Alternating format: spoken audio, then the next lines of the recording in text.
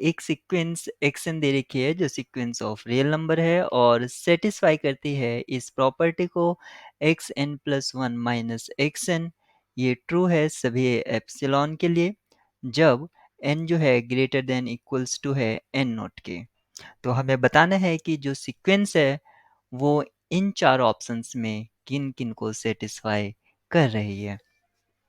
तो अगर हम किसी ऑप्शन को सेलेक्ट करते हैं तो हमारे पास एक पर्टिकुलर एग्जाम्पल से हम उसको सेलेक्ट नहीं कर सकते, लेकिन अगर किसी ऑप्शन को एलिमिनेट या डिस्कार्ड करना होता है तो एक पर्टिकुलर एग्जाम्पल सफिशिएंट है।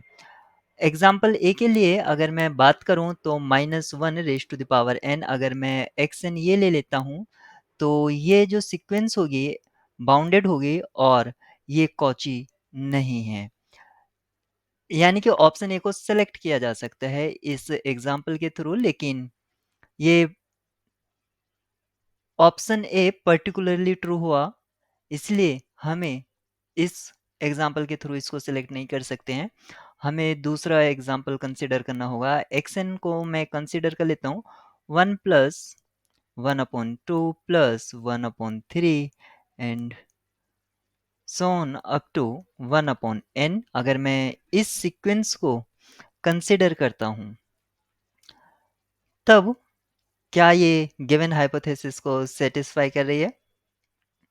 गिवन हाइपोथेसिस का मीनिंग हुआ x n plus one minus x n, इसका जो मोड वैल्यू है या एब्सोल्यूट वैल्यू है ये लेस देन एप्सिलॉन होना चाहिए और ये वैल्यू होगा 1/n+1 इक्वल्स टू होगा 1/n+1। जैसे ही n इन्फिनिटी को टेंड्स करेगा ये जीरो को टेंड्स करेगा, यानी कि ये लेस देन एप्सिलॉन होगा सभी n के लिए जब वो n नॉट से ग्रेटर होंगे।